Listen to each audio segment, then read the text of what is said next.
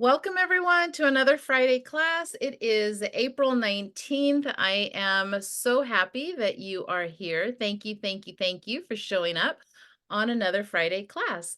If you're the type of person who wants to improve their health by making simple lifestyle changes, then you are in the right place because every Friday I open up this Zoom so we can get together and inspire one with tips and tricks on how to use doTERRA to improve our health. So welcome, welcome, welcome. I have made Joan um, the co-host, and I'm just going to put another co-host up here. Marva, I'm going to make you co-host too, just in case people come in. Nope. Okay. Oh, because you're in your car. I see that now. Okay. So we're here to inspire one another to create a healthier lifestyle, right? With doTERRA products. And today's topic is all about essential oils in the Bible. So I hope you're as excited as I am. I've got a lot of information to share with you. We might go a little bit over time, but you will find a lot of value in what I'm going to share today. And I hope that you're able to stick it out till the end. If not, you could just jump off and catch the last bit on the YouTube recording. I record these classes and post them on my YouTube channel every week for those of us who have missed it and may want to even share it with their friends and family, okay? So, essential oils in the Bible. The Bible is the most influential book that has ever been written. And you can find my personal favorite translation on a website called jw.org. It is available there in 365 languages. Now, we know faithful people everywhere find solace, perspective, direction, and purpose from reading the Word of God. The Bible contains the very highest science and the ultimate truths. And so it deserves our regular and careful consideration. But in order to benefit from the Bible, we have to approach it with the right heart attitude and the right frame of mind. We want to be open minded without preconceived notions, yet with the will to believe, with the consciousness of our spiritual need specifically, right? Now, that also means that we must approach it humbly, recognizing how little we know and how much that we have to learn still. So, today, my intention is to help you build faith in God's creation and how He created us with the ability to heal. Self healing mechanisms are implanted into our DNA structure. Our bodies can heal when given the correct ingredients, surrounded in the right environment, and when we are intentional with our thoughts and our actions. So, I have a poll for you to participate in, and I am going to pull that up now. And it's only 3 questions. I'm going to launch the poll. You can go ahead and click your answer on all 3 of the questions. This is the first time I'm doing this, so I hope that each of you are able to participate. Let me know if you see that, and you could just start clicking on the answer. Okay? This is just to help me get a feel for the group. Dee, can you see the quiz? Oh, I see the answers coming in. Awesome. So, yeah, how often do you read the Bible? Do you have the Ancient Oils kit from doTERRA? And do you believe that the Bible has practical advice for our day to day? Love seeing some of those answers here. Okay, so some of us, 50% of us don't have the Ancient Oils kits, which is great because that's what I'm going to talk about today. So, thank you so much for participating in that poll. Now, essential oils have been an integral part of the daily lives of people for thousands of years in many cultures across the world. At least 33 specific essential oils and aromatic oil producing plants are mentioned in the Bible, and the word incense is mentioned 68 times in scriptures. Now, Psalms chapter 47, verse 7 through 8, Proverbs chapter 27, verse 9, and Hebrews chapter 1, verse 9 all reference oils in some way, shape, or form, as in the oil of joy or the oil of gladness. And they speak of how oils rejoice the heart. So, isn't that interesting how it confirms what we talk about all the time in doTERRA, how emotions are involved in healthcare, right? I know we all believe that here. Essential oils are also referred in the Bible as fragrances or odors, ointments, aromas, perfumes, and sweet savors. In total, there are over 600 references to essential oils and or the aromatic plants from which they were extracted in the Bible. Now, today we are going to discuss 12 of them. But like I said, out of curiosity, I want you to actually drop in the chat and participate here with me if you know of some of the oils that are in the Bible. Okay. Everybody knows frankincense is in the Bible, but have you read of other essential oils in the Bible? Start dropping that in the chat and share with us. A few years ago, doTERRA came out with the Ancient Oil Kit. So some of us here have that. These bottles are all 5 ml, and mine are pretty much empty because I've had it and been able to use them. But it included myrrh, frankincense, galbanum, hyssop, cistus, and common myrtle. So let's start off with the two most popular oils in the Bible, frankincense and myrrh, right? Have you ever heard it said, when in doubt, pull Frank out? That's because frankincense can pretty much take care of anything. Now, we know a lot about this oil. It has anti-inflammatory properties. It's an antidepressant. It addresses cellular health, and it crosses the blood-brain barrier. Very important points, right? However, did you know that our frankincense is a combination of 4 species? So we have a Boswellia carteria, Boswellia sacra, Boswellia papifria, and Boswellia freeana. So in the ancient oil kit, we got a 5 ml of frankincense. Now, the Babylonians and the Assyrians would burn frankincense in religious ceremonies, and the ancient Egyptians used frankincense resin in everything from perfume to salves for soothing skin issues. Exodus chapter 30, verse 34 mentions the fact that frankincense was just one part of the anointing oil for priesthood. So it's good for all things skin, right? It reduces the appearance of scars and promotes normal inflammatory responses.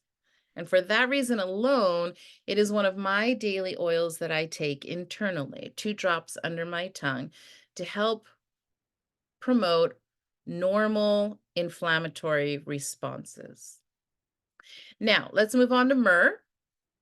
Ancient records show that myrrh was deemed so valuable that at times it was valued at its weight in gold.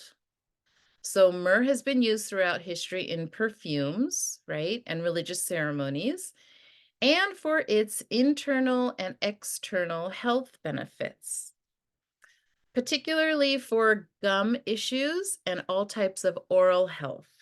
So think gingivitis, mouth ulcers. In the book, it also mentioned thyroid issues. It is considered an expectorant, so that's good to remember, right? And doTERRA makes a 15 ml bottle, a 5 ml bottle, and even a 10 ml roller that is distilled with coconut oil. It is easy to apply in the roller. That's my favorite way of using it because it's a very thick oil. And so when you turn the bottle over, it doesn't fall out very quickly. It takes a little bit of time for the oil to come out. But if you're using the roller bottle, it's very, very easy to apply. It is also known as the liquid Band-Aid, kind of like helichrysum, although helichrysum has different properties to offer skin healing, right? And on the emotional scale, both these oils are very powerful. Frankincense supports a healthy attachment to your father. So think of that on a spiritual level, right? And myrrh nourishes the relationship with the mother. And so this is why in my labor doula business, if my client is familiar with doTERRA essential oils, then we actually have that conversation on using these two oils on the baby without diluting it within 24 hours of the birth. We apply frankincense to the crown of the head and myrrh around the belly button for those emotional factors. So when you smell these two oils, I'm going to open it up really quick. Can someone share how they feel when they smell frankincense or myrrh? Does anybody want to participate? Just go ahead and unmute yourself and share.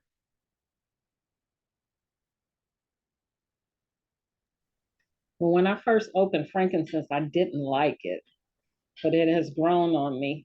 And myrrh it's pretty strong. It kind of gives you a push back a little bit, but it's nice.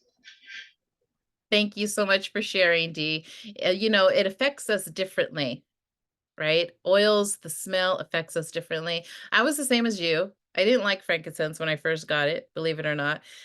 I wanted to in my heart, but my body, the smell was like, something's wrong here. It's not connecting until I remembered where that smell came from. It took me back to a memory when I was about 6 or 7, and I used to walk into this Catholic church with my aunt and uncle, and they were burning frankincense resin incense. And I was like, oh, that's what it reminds me of. So special, special memory there. So thank you so much for sharing, Dee. Okay, up next we have galbanum. Galbanum is a main ingredient of the holy incense used in the heart of the temple in Exodus chapter 30, verse 34.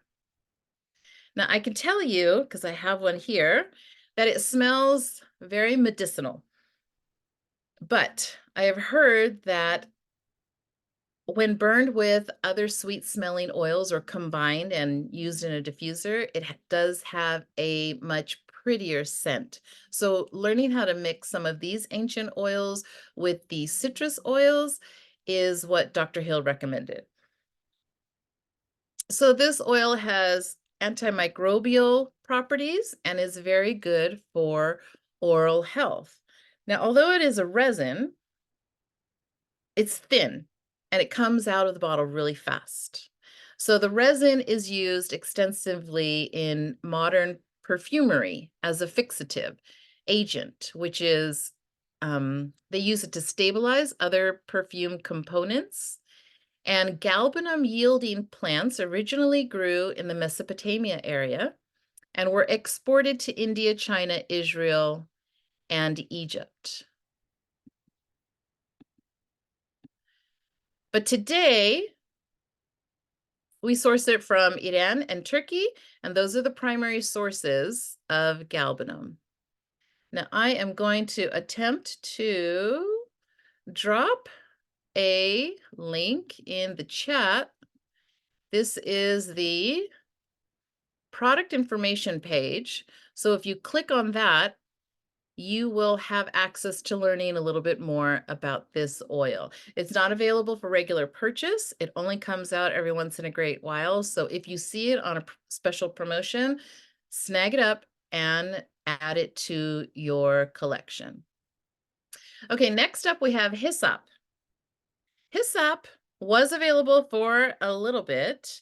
I looked on the website and it's no longer there, but it is produced in a 2.5 ml.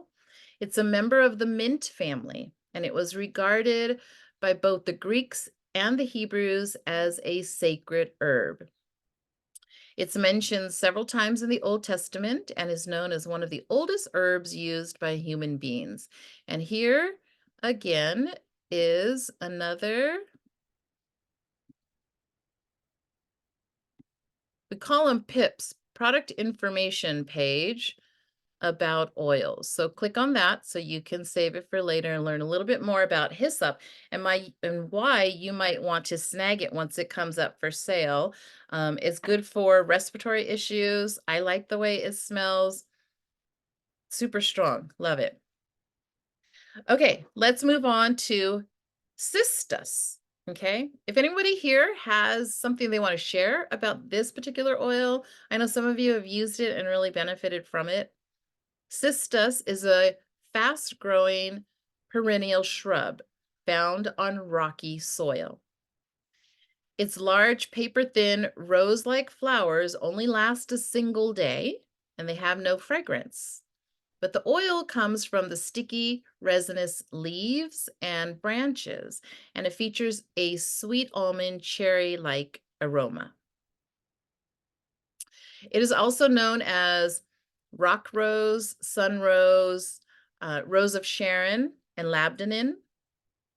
It's used as perfume and incense in biblical times. It is high in apionine, which may be soothing and calming to skin issues.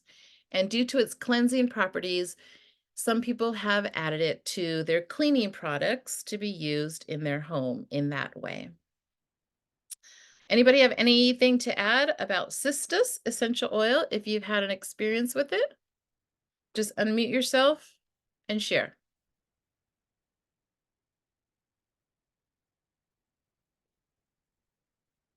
Okay, then we shall Well, move. Oh, Mapu, I have one comment. I know it's kind of side note, but okay, so when you were naming the other flowers that it's known as, my mom gifted me a rose of Sharon bush. She gave me three tiny little sprigs of them, and I planted them around my house. One of them did really well, and come to find out, it's actually in rocks, and that's the one that did so well. And now I just know why. Thank you so much. welcome. You're welcome. Who would have known I could give gardening tips on, or somebody would learn about a gardening tip, right? Oh, Wendy Duane has dropped it in the chat. She says, Cistus comes up for me on iTovi scanner. Interesting. Ah, but she doesn't have one. Okay, so the next time we see each other, remind me, bring this for you, okay? But again, if it comes up for sale, go ahead and snag it so you can get to experience the wonder of this oil. Okay, we got to move on because we've got a lot to cover. Spikenard. Who here loves spikenard? Raise your hand. Most people don't, right?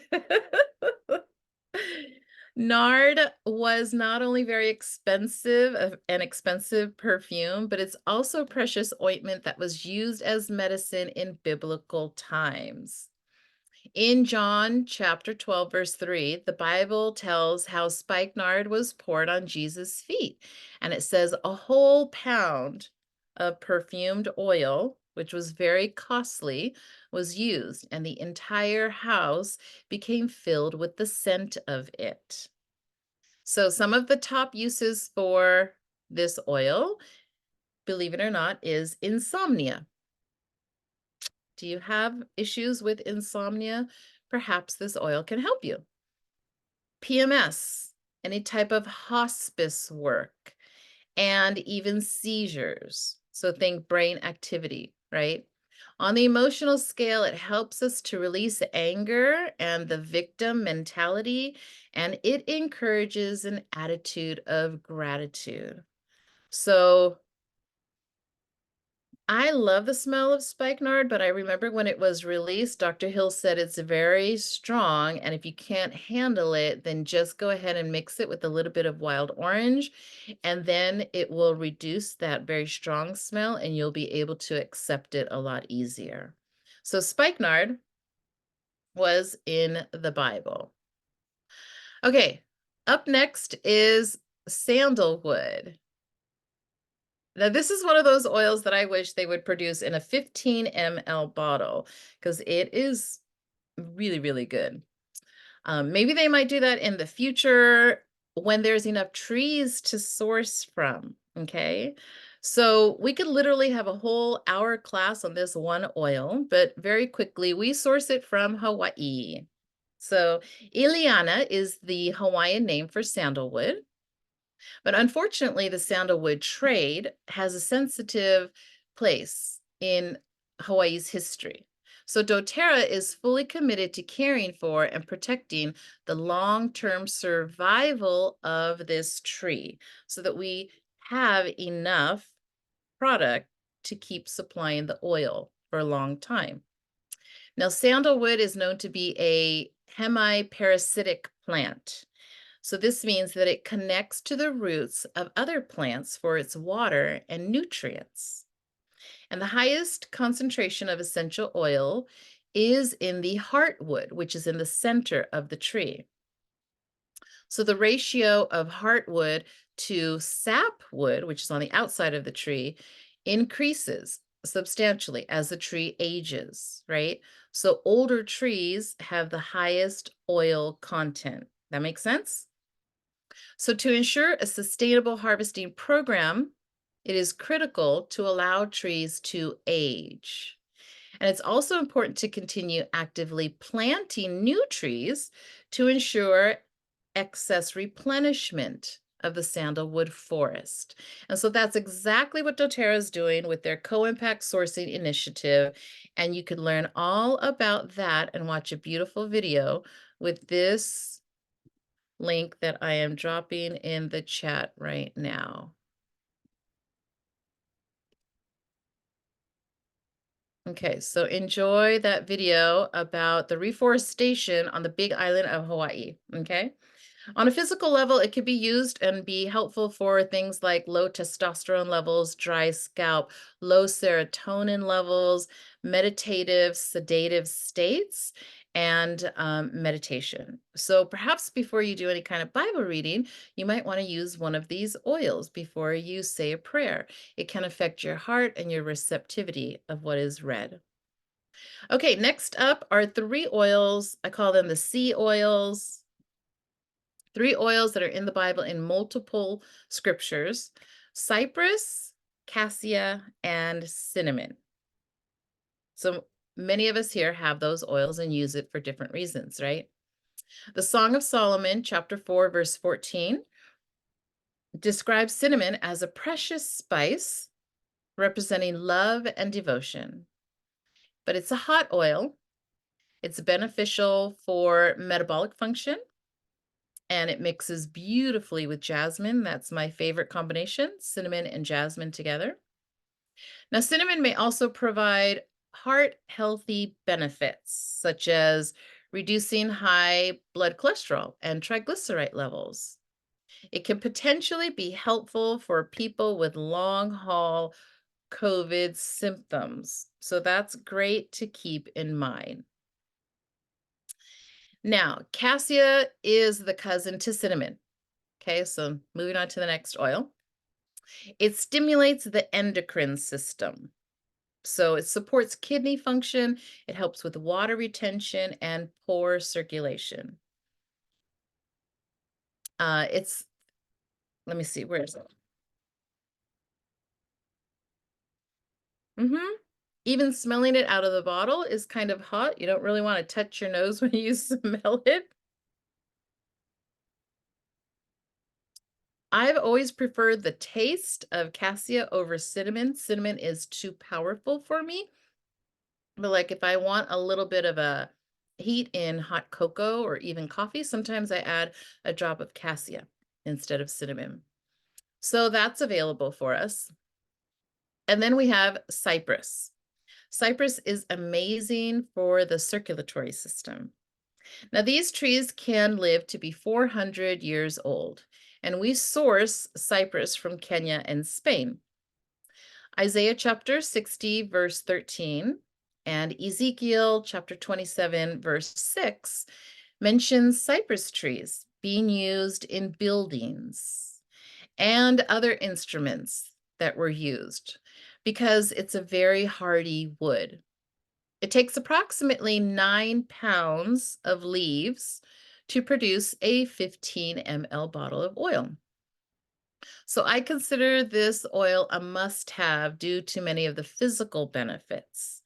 The most important of all is that it helps support white blood cell production. So what does that mean? It's good for our immune system, right? It's also good for pleurisy and all types of liver and gallbladder congestion. So hope you could utilize it for some of those reasons. Now, our last oil to mention here is cedarwood. Cedarwood is such a beautiful special oil. King Solomon used cedarwood in building God's temple, and it was thought to bring about wisdom. It was used for ritual cleansing, and it served as medicine in ancient times for treating skin conditions and leprosy. So the book of Leviticus mentions cedarwood many times for the cleaning of lepers. And so think, of course, that should tell us one thing off the top of your head, right? It's great for any type of skin infections or skin issues like psoriasis or eczema. It's a good go-to for that because it's not a hot oil and you could apply it without any dilution. On the emotional scale, it is the oil of community. Okay, so it inspires the feeling of belonging. It invites the strong willed individual to couple the strength of individuality with the supportive power of community. And so I think that's pretty beautiful. So I am going to close out our class by smelling and applying a bit of cedar wood on my neck and my throat and say, thank you guys. Thank you, everybody here, for being a part of my community and joining Friday classes to learn more about doTERRA products. I hope this information today has motivated you to read your Bible more and appreciate God's creations and how He made our bodies with innate capacity to heal itself. So let's go ahead and open it up for Q&A questions now. And while you are sharing, I am going to drop 3 other resources in the chat so that you could have more to do to learn from. Okay, so go ahead. Whoever wants to share, or if you have questions, just go ahead and share thoughts or questions. Mapu, was the last oil you mentioned, was it cedarwood? Yes. Oh, Mhm. okay, thank you. Okay, so I that love- go ahead. Say that I love cinnamon and cassia. To me, I put it in water and it's like drinking a soda. But I do find if you get those little stainless steel straws, it's a little better because sometimes I'll get a little rash on my lips from the burning, but I love it. Well, that's a good suggestion. Do it with the stainless steel straws. I love that. I've never mixed the two together. I've only used one or the other. I don't mix. I just use one or the other, but I just love them both. I think I actually like the stronger smell or taste of the cinnamon, but I like cassia too. It's cheaper. Is it? Interesting. Mhm. No, I didn't look up the prices of any of these. It's funny. Well, it's a 15 ml bottle, so that helps. Yes, that does. Okay, so the first link that I shared with you is a book called Healing Oils of the Bible by David Stewart. It's available on YouTube right now. I think it's only $13 or $14. Anybody else want to share? Just go ahead and open up. I've got 2 other things to drop here.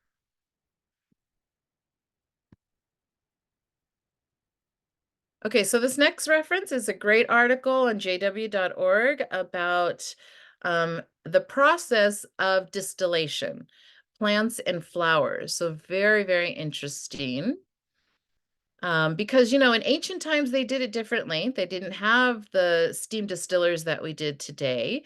And a lot of times they had to use the actual rock resin. So that should be interesting to look into. And last but not least, there's an article here that talks about the symbolism of the healing that will take place for us yet in the future. And it's entitled the balsam of Gilead, the balm that heals. So I know you're going to like that too. And let me just click and paste and enter. And there is my last resource. Okay, so that about wraps it up for us before we do the raffle and I go into announcements. So, anybody else here have thoughts on the class or the information that we shared? I appreciated it. I was excited to hear this class because I know doTERRA didn't give a lot of information on the ancient oils. Mhm. But also I know if anyone is in hospice or if you know anyone that's in hospice, spikenard is very good for them. You can put it on the bottom of their toes. Yes, it is. Thank you so much for that little tidbit of spikenard and hospice work. That's not easy work to go through, but remembering that hospice is the oil of gratitude can put you in a really great space when you're helping somebody in that situation. So, all righty. So let's go ahead and do the raffle. I have a bottle of Cassia to share with someone here. So, Joan, can you give me a number between 1 and 13, please? Let's go with number 3. Number 3 is Michael Chapman. Congratulations, Michael. You've won a bottle of Cassia. Do you have that in your collection? Okay. Love it. No, Well, I don't, but yeah, like I appreciate that. But no, I wanted to say earlier, like you shared a lot of information that of course I didn't know as far as in the Bible. I was familiar with the frankincense and myrrh, but the cedar wood, the cypress, and the others, like thank you. I'm make use of that and I'll be looking into the links as well.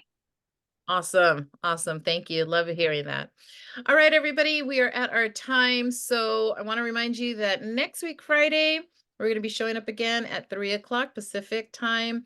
And the subject is neurodiversity. So we have a great guest speaker, Millie Hensley. She has personal experience with her son who has ADHD or ADD, I forget which one. But she'll be sharing a lot of great information about that, talking about neurodiversity, not only with children, but also with adults. And then the next week is going to be the first week of May. So we'll be covering promotions, and Bree Vargas will be teaching those classes. Watch for those invitations on my Instagram account, okay? And know that this class is recorded and will be posted from my YouTube channel for you to share or review if you want to. So thank you again for coming and have a great weekend, everybody, and oil up. Bye-bye.